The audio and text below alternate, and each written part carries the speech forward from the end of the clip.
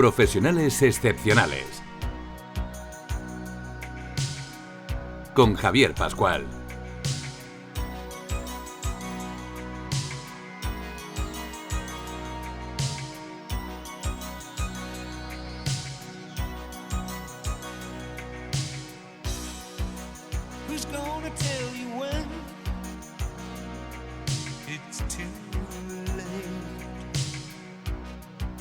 Con el patrocinio de la Fundación para el Fomento de la Innovación Industrial.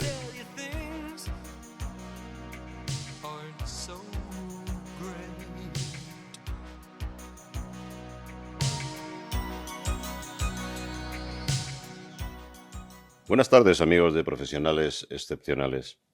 Durante el desarrollo del ser humano en nuestro mundo, la comunicación ha jugado un papel muy esencial.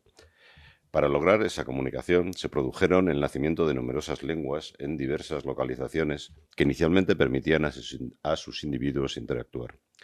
Con el desarrollo de estas civilizaciones y la capacidad de viajar y realizar conquistas, algunas lenguas empezaron a extenderse a otras localizaciones y países. Este fue el caso del español, cuando España se convirtió en un gran imperio después del descubrimiento de América. La importancia de las lenguas pasa por un momento crucial. La digitalización, la interpretación del lenguaje natural y la inteligencia artificial van a aumentar aún más, si cabe, la lucha por ocupar un papel dominante a nivel mundial. Si preguntamos en Internet acerca del español, encontramos que es una lengua que hoy hablan más de 559 millones de personas en el mundo, ya sea como lengua nativa, segunda o extranjera. Esto es, el 7,5% de los habitantes del planeta. Asimismo, es la segunda lengua más hablada en el mundo como lengua nativa tras el chino mandarín. El primero es el inglés, que se afianza no solo en estos términos, sino que también quiere ejercer su hegemonía en todo lo que es el lenguaje asociado a las tecnologías. Obviamente, esta lucha por el poder en el lenguaje nos afecta a todos y ejerce además influencia en el desarrollo tecnológico mundial. Y para hablar de la historia de nuestro lenguaje y sobre todo de su desarrollo en el mundo hispano a lo largo de los siglos, así como de su futuro, que es lo más importante, hemos invitado hoy a un insigne hispanista, Carlos Leáñez Aristimuño. Él es hispanista, experto en políticas lingüísticas y modernización de las lenguas, conferenciante internacional, investigador, profesor universitario, comentarista y articulista sobre lenguas, globalización en Hispanoamérica, en prensa y radio, abogado, escritor, gestor cultural. Autor del ensayo Lengua para la Libertad y Libertad para la Lengua en Venezuela, creador de las materias Lengua, Ciudadanía y Nación Hispanohablante y la Guerra de los Idiomas en la Universidad de Simón Bolívar en Caracas, consultor en lenguas y liderazgo en el debate político y en el medio corporativo, estudioso del cuento hispanoamericano. Así que tenemos hoy la gran oportunidad de tener a Carlos con nosotros. Muchas gracias, Carlos, que además él vive en Canarias, pero está haciendo una gira en Madrid, ¿verdad? Sí. Para promocionar tu último libro que luego nos vas a comentar. Bueno, muchísimas gracias, Javier, de verdad. Me encanta estar aquí en tu programa con tus oyentes. Para hincarle el diente a un tema absolutamente esencial y para tratar de responder a preguntas como ¿por qué los hispanos, habiendo sido tanto, vamos siendo por el momento tan poco, ¿no? ¿Por qué ninguno de nuestros países es un país de primer orden? Y no, ¿por qué no estamos coescribiendo la historia cuando en realidad somos una de las grandes plataformas lingüístico-culturales del mundo, ¿no? En el mundo, las plataformas lingüístico-culturales son actores políticos de primer rango. Tenemos la plataforma eslava, con Rusia a la cabeza, la plataforma anglosajona, con Estados Unidos a la cabeza, la plataforma china, con la propia China a la cabeza. Tenemos, una serie de plataformas islámicas, etcétera, y tenemos la plataforma hispana, ¿no? Y la plataforma hispana, lamentablemente, no está siendo adecuadamente aprovechada. Nuestros países son países esencialmente, e incluyo España, subordinados y alienados. Es decir, son países que han aceptado un rol de segundo orden en el orden mundial. Uh-huh. Y son países que no han sabido darse sus propios parámetros de existencia y han ido a la búsqueda de fórmulas anglosajonas, germánicas, estadounidenses, etcétera, pero no han sabido autorregirse, incluso desde el punto de vista de la organización jurídico-política. Entonces, yo pienso que este esquema de segundones del mundo está llegando a su fin, los ciclos de las repúblicas o los estados que se fundaron después de la gran secesión y fragmentación del Imperio Español que ocurrió a comienzos del siglo XIX, pues esas naciones que fueron fundadas evidentemente no han rendido los frutos que se esperaba de ellas. Básicamente ninguno de nuestros países es una potencia de primer orden. Y bueno, la interrogación que yo me hago en el libro, esencial, es cómo poder recontactar, retomar el camino, volver a, bueno, a los parámetros que tuvimos durante los siglos XVI, XVII y XVIII, pero de manera claramente actualizada y factible. Durante el siglo, hay que entender que durante el siglo XVI y XVII, los hispanos, bueno, a través de la monarquía hispánica, éramos la primera potencia mundial indiscutiblemente. Ya durante el siglo XVIII somos una potencia mundial, más no la potencia mundial. Y ya en el siglo XIX, pues indudablemente ya no somos potencia mundial, sino somos estados más o menos subordinados, más o menos alienados, ¿no? Tú me contabas incluso en la época de Felipe II, ¿no? Las envidias que había por parte de otras potencias, ¿no? En aquel momento. Por supuesto. Hacia el gran poder que tenía la corona española. Por supuesto, hay que entender que las cancillerías, los ministerios de Asuntos Exteriores de los países que llevan expedientes con rigor, tienen una clara percepción de que España fue una potencia enorme en el siglo XVI y XVII. En el gabinete de Felipe II se llegó incluso a pensar en ir a la conquista de China. Fue el primer imperio que tuvo el mapa del mundo. Fue, bueno, es decir, un imperio cuyo alcance no ha sido igualado y que duró nada más y nada menos que 300 años, ¿no? Y lo interesante es que entendamos que esos 300 años no fueron de explotación, de vejar, de violar, de matar, sino que Castilla esencialmente, que fueron los que primero, bueno, los que más movieron el asunto, Castilla llegó, vamos a decir España para resumir, ¿no? España llegó a América para fundar nuevas Españas. Y lo hizo poniendo un oído muy atento sobre la tierra que pisaba, de manera tal de coordinar las exigencias mínimas que podía tener la corona y la religión católica con las costumbres locales. Esto fue algo absolutamente extraordinario que se logró, gracias a lo cual, sin tener propiamente un ejército en América, España logró unos acomodos inteligentes con los indios que pactaron esencialmente también una coexistencia pacífica que duró 3 siglos y que fue una coexistencia de prosperidad, de avance, de superación, que hace que a comienzos del siglo XIX lo que era el Imperio Español es un territorio absolutamente codiciado y bueno, por ello se ponen en marcha una cantidad de mecanismos que terminan por dar al traste con el imperio a comienzos del siglo XIX. Básicamente, una coordinación de las oligarquías locales con, las oligarquías locales con básicamente Inglaterra, que era el poder emergente y que era el poder que siempre había visto con muchísimo recelo el poder hispano, ¿no? Inglaterra termina por lograr su cometido. Yo diría que esas llamadas guerras de independencia hispanoamericana, que son en realidad guerras de secesión, fueron en realidad una suerte de primera guerra mundial entre Inglaterra y España, ¿no? En donde la civilización que vehiculaba España, una civilización de base católica, una civilización muy, muy distinta a la anglosajona, termina por ser desplazada por, bueno, el bloque o la plataforma anglosajona, ¿no? Eso es por ahora, porque yo pienso que han transcurrido 200 años ya, y ya los hispanoamericanos hemos constatado que los esquemas que nos hemos dado no son operativos.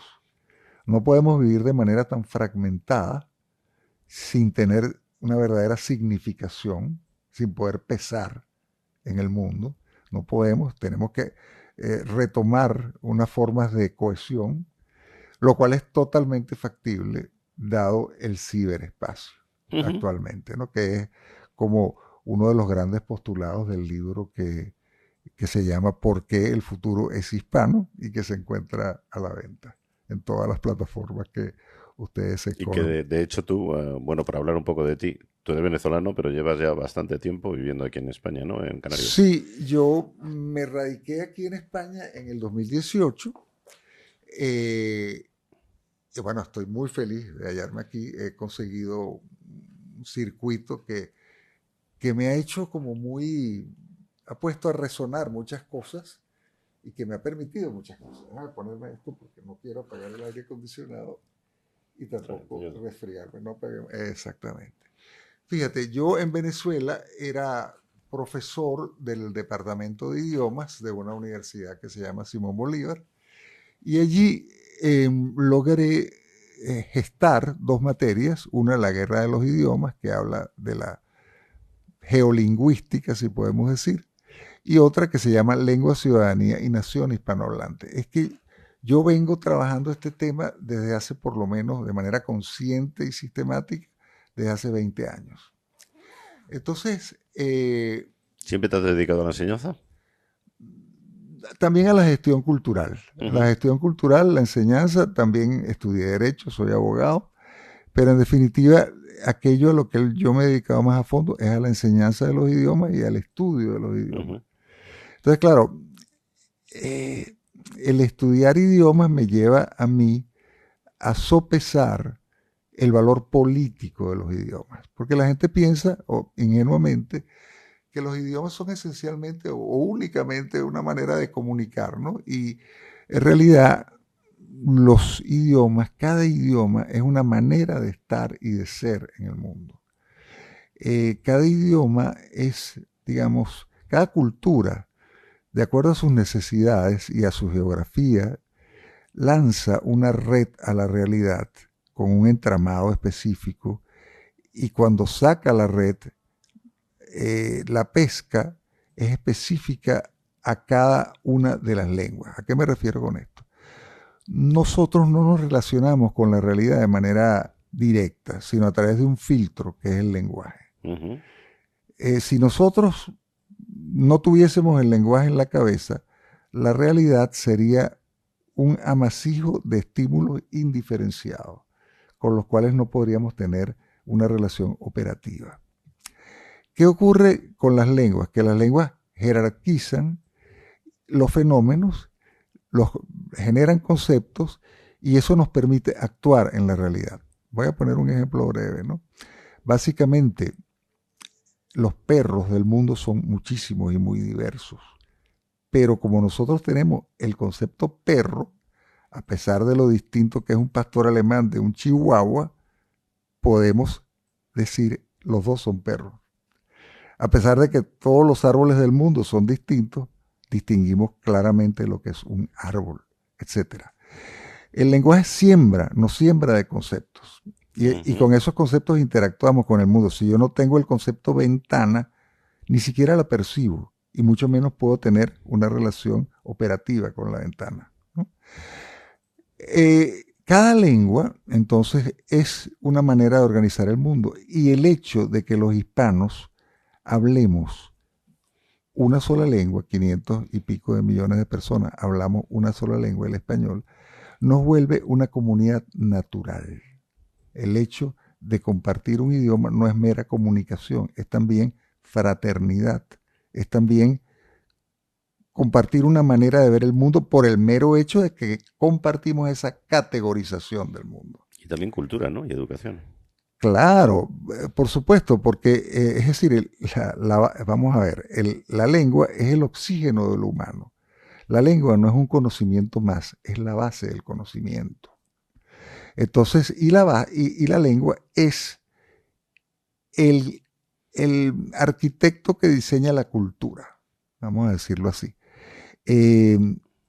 ¿Por qué? Porque nosotros, los seres humanos, nos separamos de las pulsiones biológicas, de las determinaciones genéticas, gracias a que tenemos un lenguaje. Es decir, entre el estímulo y la respuesta se interpone el lenguaje y nosotros escogemos. Eso no le ocurre al resto, vamos a decir, de los mamíferos. El resto de los mamíferos está librado a señales que tienen que ver con la reproducción, con el peligro inminente, con el señalar que por tal lugar hay alimentos, etc. Los mamíferos suelen, o sea, no tienen historias, no planifican el futuro. Todo eso son hechos lingüísticos. Cuando nosotros, es decir, el ser humano pasa a ser humano desde el momento en que comienza a hablar. Y cuando comienza a hablar, comienza a poder estructurar una cultura. Entonces, el hecho de que nosotros hablemos español y que estemos en esa comunidad hispanohablante es algo extremadamente poderoso, porque no solo ocurre lo que acabo de describir, sino que al ser nosotros centenares de millones, esto es un asunto que entonces adquiere una relevancia política. Política. No es lo mismo una lengua, vamos a decir algo, 6.500, en el mundo actualmente hay 7.000 lenguas. 6.500 lenguas son habladas por el 5% de la población mundial. El español solo es hablado por más del 7% de la población mundial, para darnos un orden de magnitud. Es decir, el español solo equivale a más de 6.700 lenguas de las 7.000 que hay en el mundo, ¿no? Entonces nosotros estamos montados en una lengua que tiene un valor político enorme, porque los seres humanos y las culturas humanas se estructuran esencialmente sobre la religión y la lengua. Es decir, cualquier antropólogo que quiere conocer a fondo una cultura tiene que estar muy familiarizado tanto con las creencias religiosas de esa comunidad como con la lengua de esa comunidad, porque la lengua es la base de la cultura, la arquitecta de la cultura, podríamos decir. Entonces, bueno, mira, nosotros estamos ante esa inmensa riqueza. Es como los hispanos estamos sentados sobre un cofre lleno de monedas de oro y resulta que no nos damos el trabajo de ponernos de pie y abrir el cofre, ¿no? Y eso es un poco lo que yo planteo en el libro. Nosotros actualmente, los hispanohablantes, tenemos una inmensa fortuna, que es la siguiente. Somos los primeros, ya ahora en el siglo XXI, podemos decir con propiedad que el ser humano va a estar viviendo cada vez más en dos dimensiones, o está viviendo desde ya en dos dimensiones. La física, en la cual vivía tradicionalmente, y siempre ha vivido el ser humano en una dimensión física, pero también ha irrumpido la dimensión ciberespacial, es decir, la dimensión virtual. En esta dimensión, el 70% de los hispanos tienen acceso a ella, y de esas personas que tienen acceso a ella, más del 50% emplea en promedio 8 horas en el ciberespacio. Es decir, no es un tema accesorio, es un tema absolutamente tangible, absolutamente en desarrollo. ¿Y por qué traigo a colación esto? Porque una de las cosas que nos mantiene separados a los hispanos es las inmensas distancias geográficas y las barreras jurídico-políticas de cada uno de los estados. Ahora, pero todo eso... Que te interrumpa. ¿Tú crees que la cultura ha habido permeabilidad cultural entre nuestros países o se han ido distanciando más? Yo creo que no, ¿no? Que a nivel cultural todavía seguimos muy unidos, ¿no? Todo el mundo hispanoamericano. Yo sí creo, por supuesto. Yo que vivo en Canarias, por ejemplo, cada vez que oigo música en la calle es prácticamente la misma que se oye en Venezuela. Es decir, y el tema de la música que y la se oye... literatura, yo creo que escritores a veces no sabemos si son de allí o son de acá. La literatura, las series, todo esto está impregnando de manera muy fuerte. Pero voy a retomar el hilo de lo que venía diciendo, porque es que es importante entender que las distancias físicas y las distancias políticas están siendo anuladas en el ciberespacio. Porque en el ciberespacio podemos intercambiar en tiempo real y la noción de espacio físico no juega ningún rol. Entonces, ¿qué es lo que está ocurriendo? ¿Cuál es la inmensa buena noticia que yo detallo mucho en el libro? Que actualmente están ocurriendo en el mundo una cantidad de intercambios interhispánicos. ¿Qué quiero yo decir con eso? Siempre los hispanos han compartido entre sí, siempre.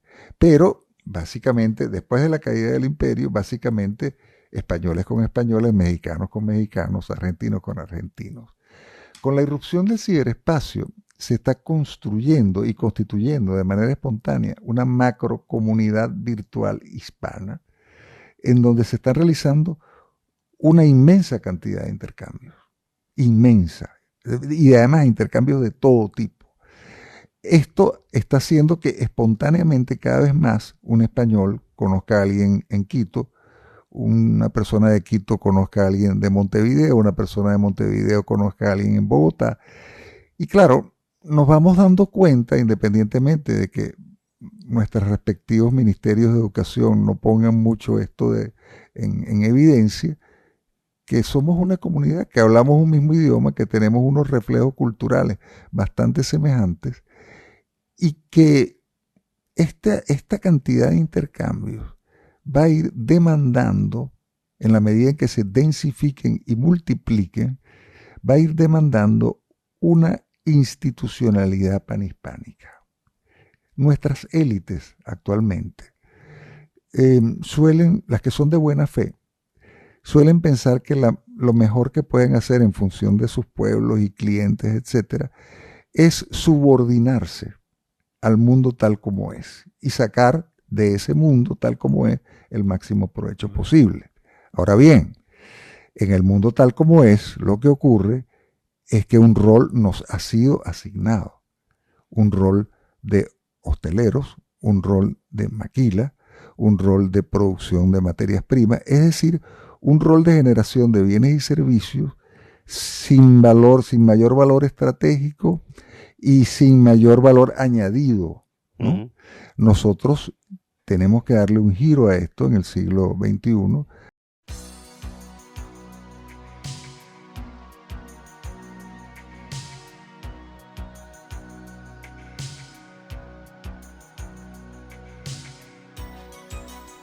De la vanguardia tecnológica a tus oídos. Profesionales excepcionales. Iluminando el hoy y acercando el mañana.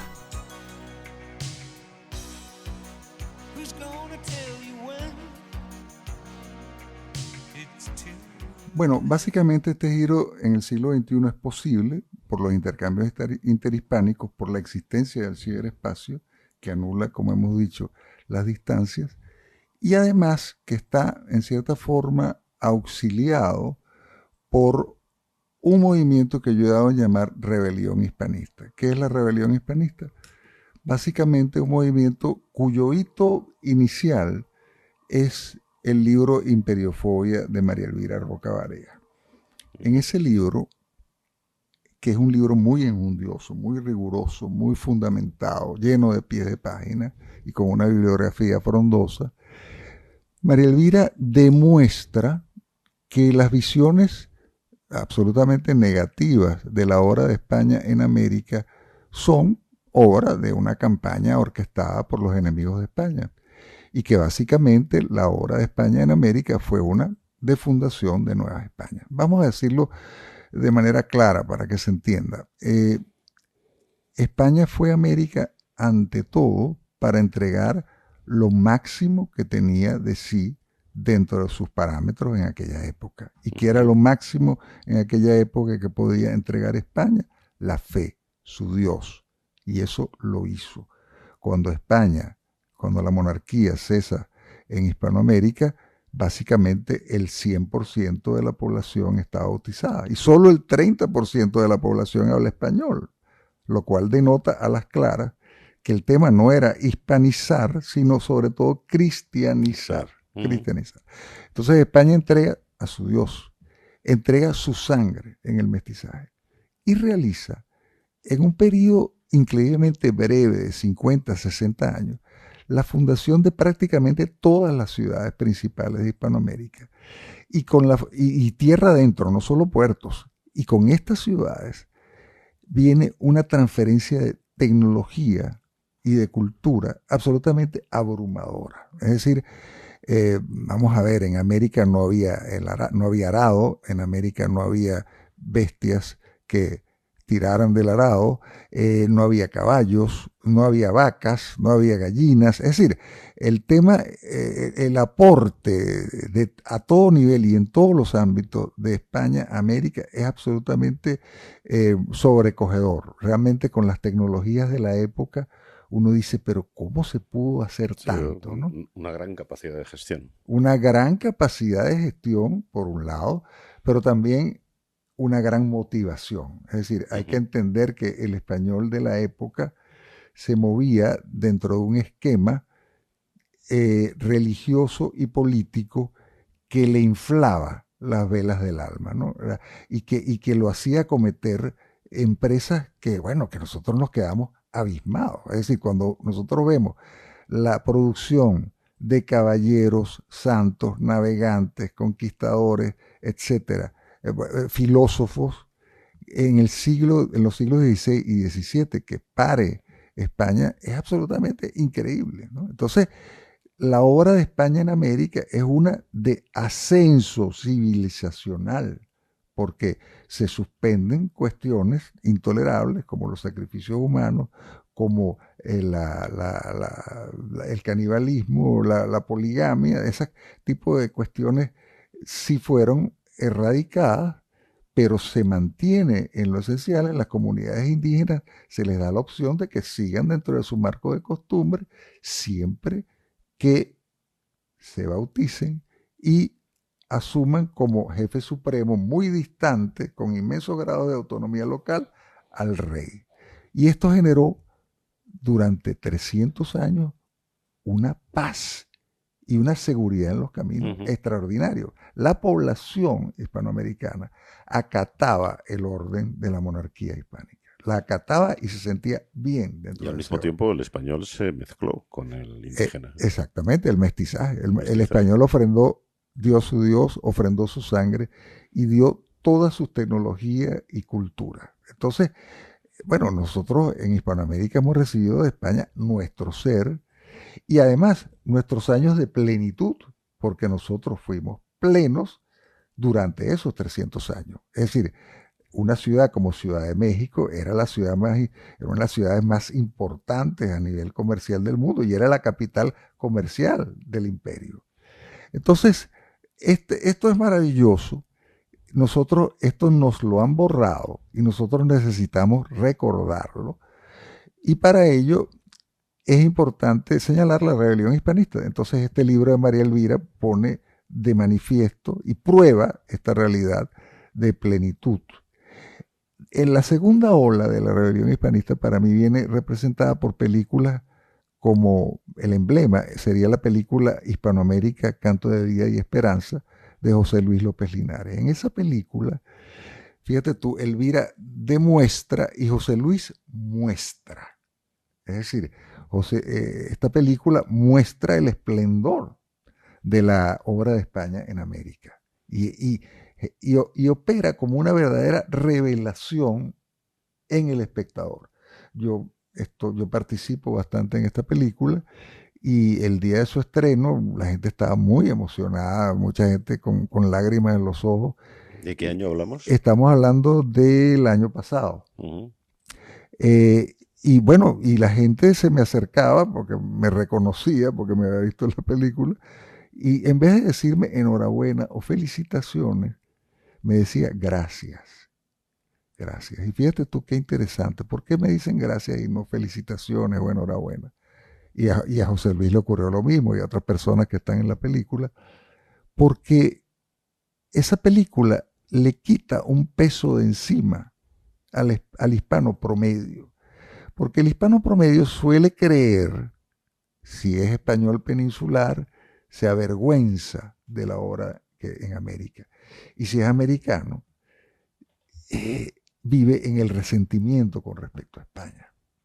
Entonces, esta película busca, mediante el mostrar esta plenitud barroca, civilizacional en América, bueno, lo que persigue es mostrar que todas estas son patrañas y que nosotros tenemos un origen absolutamente extraordinario, truncado a comienzos del siglo XIX. Para decirte algo muy concreto, para hablar del lugar del imperio de donde yo provengo, que es Venezuela, la economía venezolana creció en los últimos 40 años de gestión de la corona en un 40%. La demografía estaba explotando. Venezuela era el paraíso del café y del cacao. Y hubo una oligarquía criolla encabezada por Simón Bolívar, que lo que hizo fue dar al traste con todo eso. Pero eso costó mucho. Tanto costó que en Venezuela, tanto era la adhesión de los venezolanos, de los que entonces ocupaban el territorio de lo que hoy es Venezuela, a la corona, que hubo que hacer una guerra en la que murió el 33% de la población. Vamos, para que se tenga un orden de magnitud. Tremendo. En la Segunda Guerra Mundial en Alemania murió el 10% de la población. O sea, fue una cosa apocalíptica, porque los venezolanos éramos fieles a la corona. Y había que torcer eso, y torcer eso costó mucho. Porque básicamente la única amenaza que sentían los hispanoamericanos era la invasión por parte de piratas o la invasión formal por parte de una armada, cosa que intentó Inglaterra en Buenos Aires, en Cartagena de Indias, y en definitiva lo que le resultó a Inglaterra para ganar su guerra fue captar a las élites.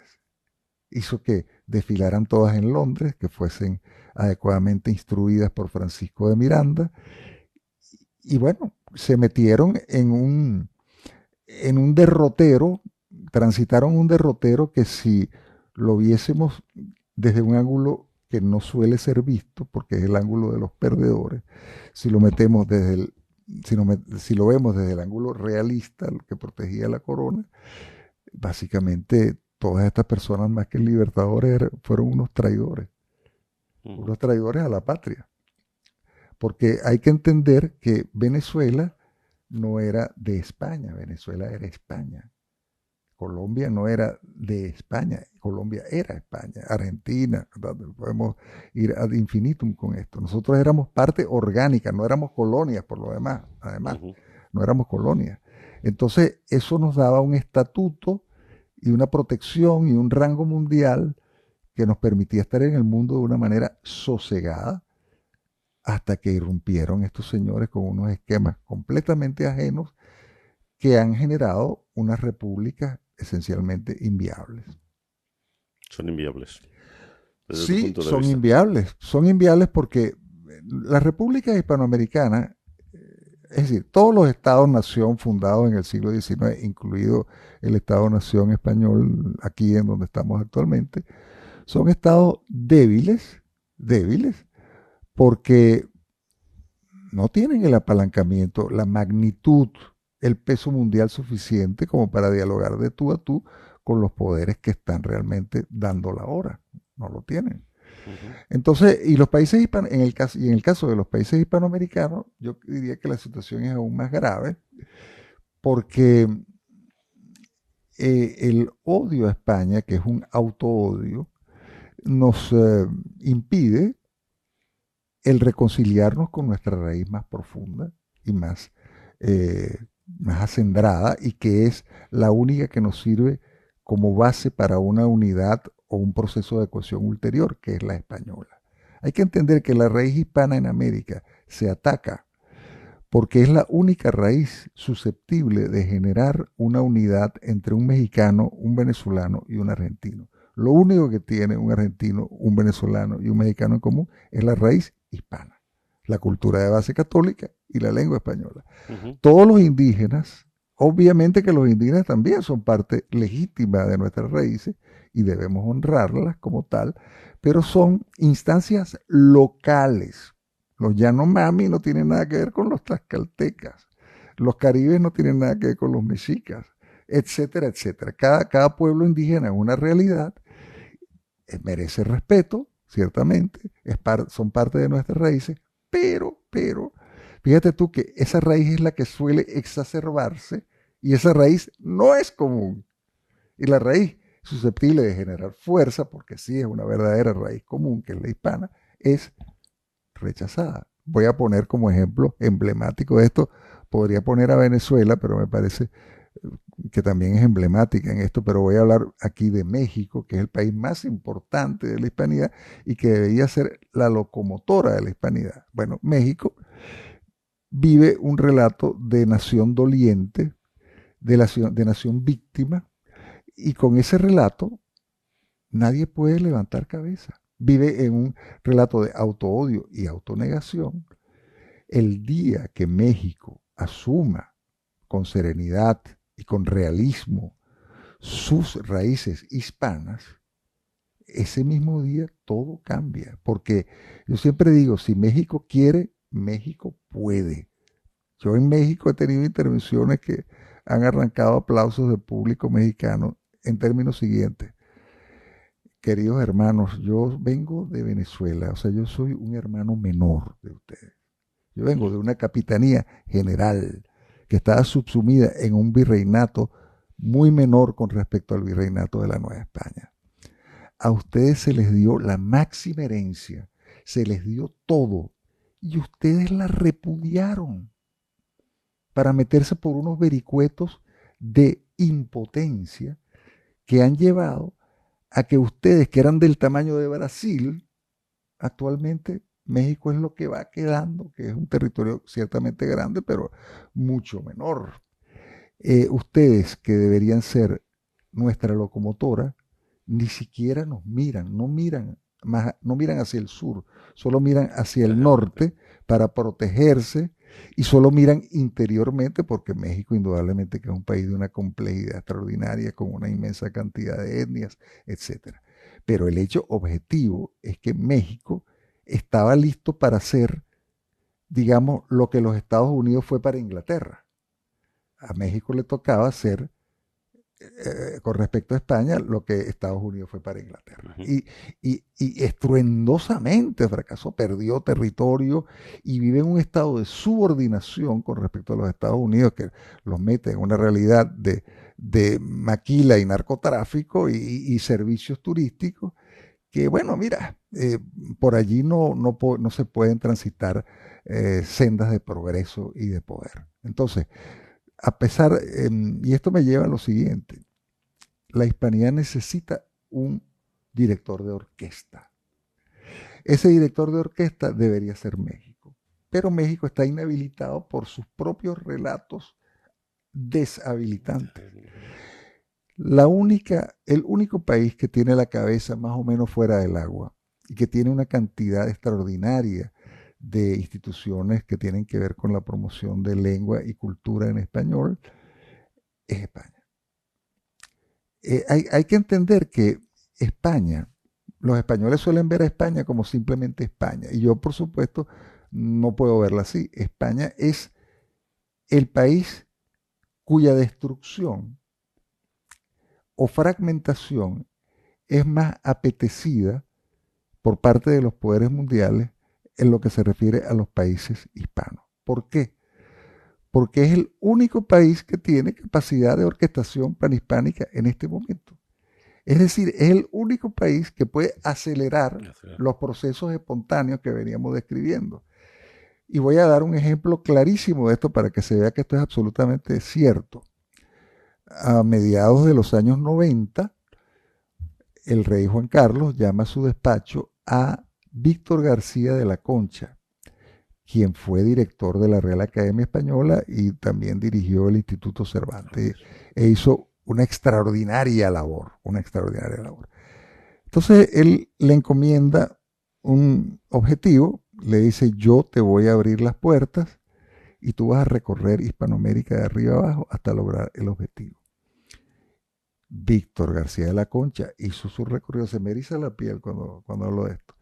Víctor García de la Concha hizo ese recorrido y al cabo de varios años de una discreta diplomacia cultural extraordinaria, logró consensuar la ortografía de la lengua española, el léxico de uso corriente de la lengua española y la gramática de la lengua española. Es decir, el corazón de la hispanidad fue cohesionado de manera absolutamente extraordinaria en el seno de la Asociación de Academias de la Lengua Española. Es decir, esto que yo estoy hablando no es tontería, es el sistema operativo, el corazón del sistema operativo. Y yo a veces digo, esto fue un fallo, nuestros enemigos no captaron que eso estaba teniendo lugar. Y de hecho, de las lenguas, de las grandes lenguas del mundo, la única, el francés no, el alemán no, el portugués ni se diga, el inglés ni hablar, la única que tiene consensuado su vocabulario de uso corriente, su gramática y su ortografía, mediante las políticas lingüísticas panhispánicas, es el español. Y eso, que se hizo a ese nivel, debe hacerse en muchas otras facetas.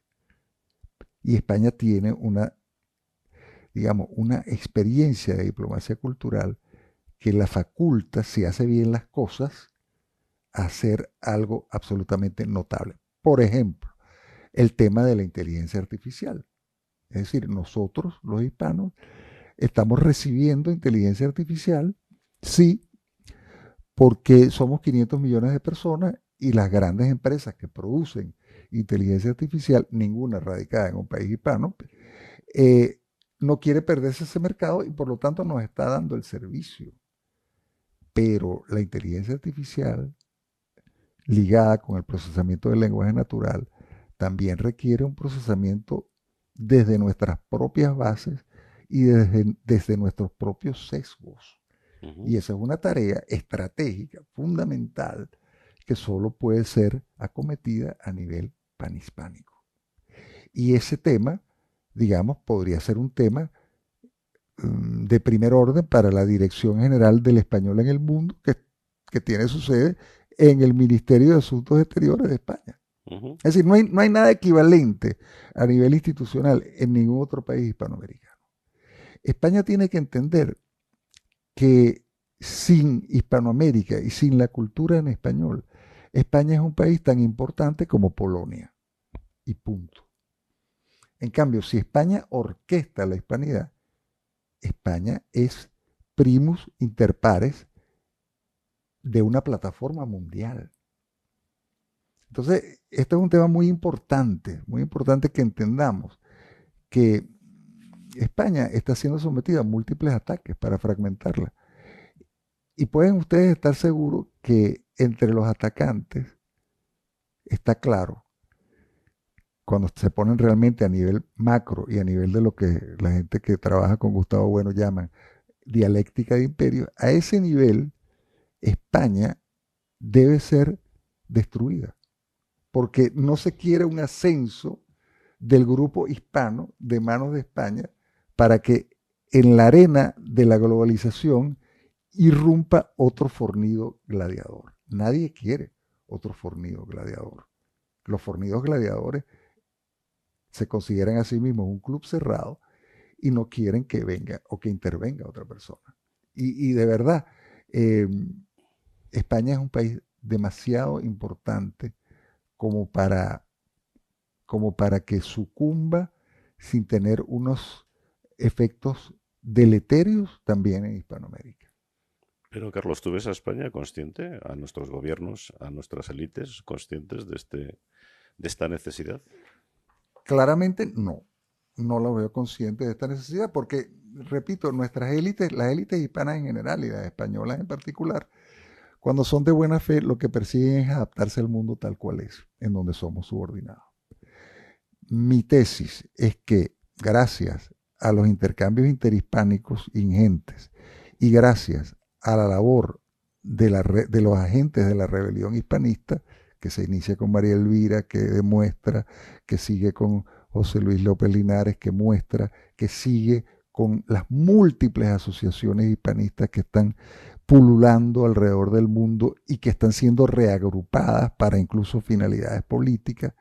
Hay unas posibilidades de aceleración del proceso de cohesión hispánica que está en curso y que es absolutamente tangible, en los cuales yo tengo cifradas muchas esperanzas, pero porque es ese movimiento el que va a incidir, que va a poner en el tapete el tema hispanista, que lo va a volver importante, y entonces las élites o tomarán nota de eso y actuarán en consecuencia o serán desplazadas. Yo sé que esto puede sonar, oye, este señor es un soñador. No. Si nos retrotraemos en España, para hablar solo de España, 10 años atrás, cualquier persona que dijera lo que yo estoy diciendo sería catalogado de facha, loco, y estaría condenado al ostracismo de por vida. Porque la doxa, el bien pensar predominante, el aire que se respiraba, era un aire en donde era una evidencia que España tenía que avergonzarse de toda su acción exterior. Uh-huh. Y ahora lo que estamos diciendo nosotros, cada vez en más foros, con cada vez más alcance, con cada vez más libros, con cada vez más cibernautas y youtuberos, es que eso no es así. Y entonces esa masa está creciendo y el clima de opinión está cambiando. Es decir, había una especie de dique de contención a todo tema hispanista. Ese dique actualmente presenta múltiples fisuras y yo creo que llegará el momento en que colapse y que lo hispanista esté por lo menos de tú a tú con respecto a otras interpretaciones del pasado, de nuestro pasado. Y yo diría que en un futuro ya más lejano, esto se volverá hegemónico y nos preguntaremos cómo fue posible que creyésemos tantas sandeces y tantas locuras inhabilitantes. Y bueno, ya cuando nosotros, mediante todos estos procesos que he descrito, intercambios espontáneos, rebelión hispanista, ciberespacio, cuando todo esto termine por rendir frutos, ya el hecho hispanista será moneda corriente. Moneda corriente.